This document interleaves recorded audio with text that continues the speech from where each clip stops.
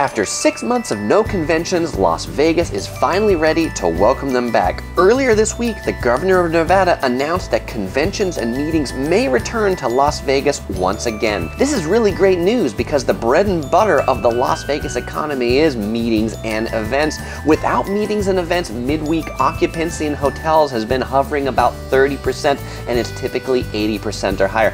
Actually, many Las Vegas CEOs have come out to say that Las Vegas cannot function without the meeting and event business. So now that conventions are returning, what are conventions going to look like? Well, that's what I'm going to talk about in this video. By the way, if we haven't met, my name is Chris. This is Yellow Productions. I do travel guides that are fun, informed, and entertaining. This video is part of my Las Vegas series, so if you're interested in more videos about Las Vegas, you'll find links in the description below or at the end of this video. So the glimpse today that we're going to be taking into conventions returning in Las Vegas is actually coming out of a plan that MGM Resorts unveiled this week, the same day that the governor had his press conference announcing that conventions can return, and MGM's plan is called Convene with Confidence. This plan outlines what the future of meetings and events will look like at MGM Resorts, and let's just say they're going to be a bit different than what you're used to in the past. In this document, MGM outlines 6 areas that are really going to be different for the convention experience. Okay, so now let's take a deeper dive into each one of these areas and really look at how things are going to be different. First,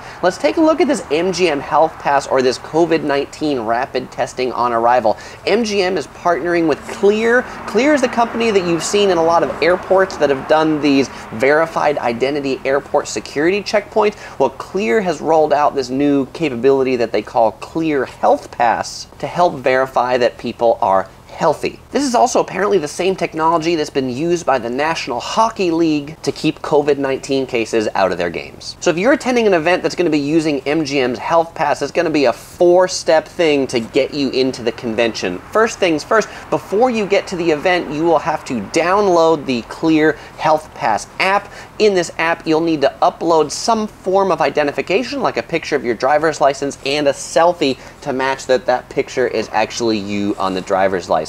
Then the day of the event when you arrive, you take a picture of yourself again, a selfie that verifies, hey, that's still you today. Now also the day of the event before arriving, you answer some health questions in the app. You know, how are you feeling? Have you been in contact with anybody that's COVID-19 positive? Those sorts of questions that I think many of us are used to in this day and age. Step 3, in the full Health Pass experience, attendees will be met on arrival by a health professional that will conduct a rapid COVID-19 test on them with results available in 20 minutes. Those results will then be linked to the attendees' information in that Clear Health Pass app. Attendees will get a notification in their app once test results are available. Then to enter the venue, they will proceed to a Clear kiosk where they will receive a temperature check and scan their QR code from the app. Now, depending upon their COVID-related information, they'll be issued either a green or red-related health pass. Green-related health pass means they're good to go right on into the convention or the event.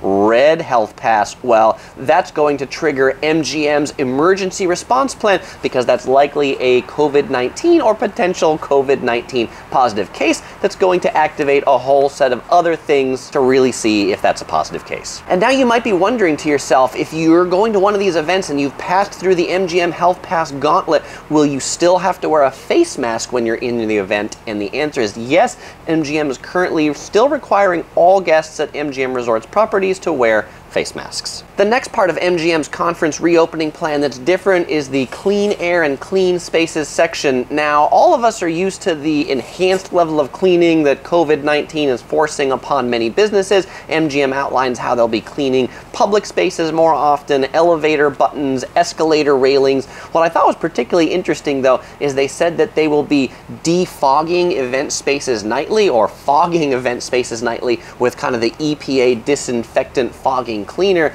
and they've also adjusted their air conditioning systems to exchange fresh air inside 12 times per hour. So they're actually putting quite a bit of fresh air into those inside spaces. Now, we all know one of the big things this pandemic has brought us is physical distancing. How is physical distancing going to happen at a convention? Well, MGM's got a few ideas. Now, first things first, they are indeed still planning to host expos and expo halls, you know, the places where there's booths and people mingle around, but they'll have lots more space between booths than before, and they will enforce no congregating in large groups around booths, particularly for things like giveaways. For events with people who give presentation in rooms, they're recommending a change of how people do that at conferences. Instead of moving people around to different rooms, they're recommending that people basically stay in the same seat all day so they don't move around all that much, and instead the speakers move around between different rooms. I've never really attended an event like that. That seems like an interesting concept. Not really sure how well that's going to work in practice. For classroom type settings, MGM actually put out a picture of what one of those might look like, a bunch of little individual tables with laptops spaced really far apart. And also on those tables, MGM will not be allowing any multi-use items, things like notepads, pens, and also they will not be allowing any candies to be on the table. What's a meeting or event without a candy? By the way, and speaking of physical distancing, how many people are going to be allowed in these events? Well, the current limit in phase 1 of the convention and event reopening is 1,000 people per convention, with a limit of 250 people per room. So you could have 4 rooms of 250 people, that adds up to 1,000, or you could have 10 rooms of 100 people, that also adds up to 1,000. This is just the number of attendees and doesn't count employees that are actually running the convention. So the first phase of this convention reopening isn't huge. It's not allowing for CES to come back, but it is a start in the right direction. But speaking of candies, what about other food and drink? How are they going to do food and drink service? Well, that's going to be different as well. First of all, no more water pitchers at tables. Also, no more water dispensers in meeting rooms. Instead, conventions will have the option of having attended water stations where attendants will give out cups of water, or individual bottled water can be used as an option. Now, the question everybody asked me about Las Vegas reopening is, Chris, what about the buffets? Are buffets going to come back for conventions and events? And at MGM Resorts, the answer is no. There will be no buffets as part of events. Instead, they'll offer 2 different options for meals. The first one is what they call a marketplace event, where they have little pre-plated snacks and pre-packaged foods that is manned by an attendant to give you those items. The second option is plated meals, where people sit at tables and the food comes to them on a plate. In the case of plated meals, there will be no common food or common utensils or salt shakers on the table, and all drinks will be poured at the table. And so how far away are these tables going to be? Well, center to center, they'll be at least 15 feet apart from center to center, or at least 9 feet from edge to edge of every table. Now, the next change that I want to talk about that actually I really like is the digital room check-in at MGM Resorts. They've basically made the hotel room check-in process entirely digital. So you can check into your room entirely on your mobile app. You can upload your ID, verify your identity, put your credit card in, check into your room. When your room's available, you'll get a push notification to your phone, and you can even unlock your room door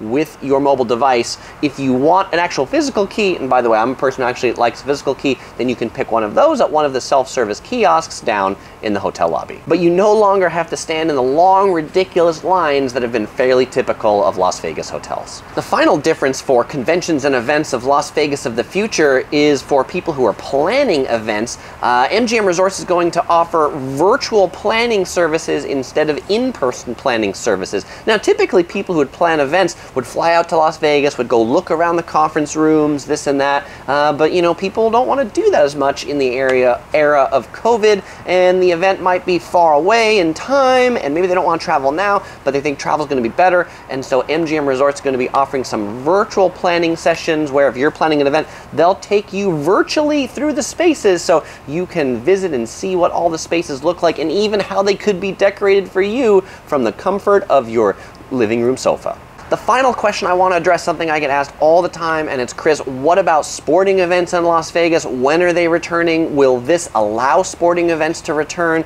And this will indeed allow sporting events to return, actually For big venues, for example, like the Allegiant Stadium that have a capacity of over 2,500, then the new limit for those event venues is 10% of their capacity. So what the governor said this week is that Allegiant Stadium could host up to 6,500 people because that's 10% of the capacity of 65,000. Now, the Raiders have already said that they're planning to play this season without any fans in attendance. Are they going to change their mind now? I have no idea, but potentially they could because they can actually host people in their stadium more than just a handful. Now, if you're planning a trip to Las Vegas, you might want to check out some more of my Las Vegas videos. You can click right here to check out my entire Las Vegas series playlist with things like my favorite cheap eats and the worst hotels in Las Vegas, or you can click right here to check out my best value hotels in Vegas, someplace you might be wanting to stay if you're heading there now, because it's cheap and pretty good hotels. Well, as usual, I won't say goodbye because I'll see you in one of these videos.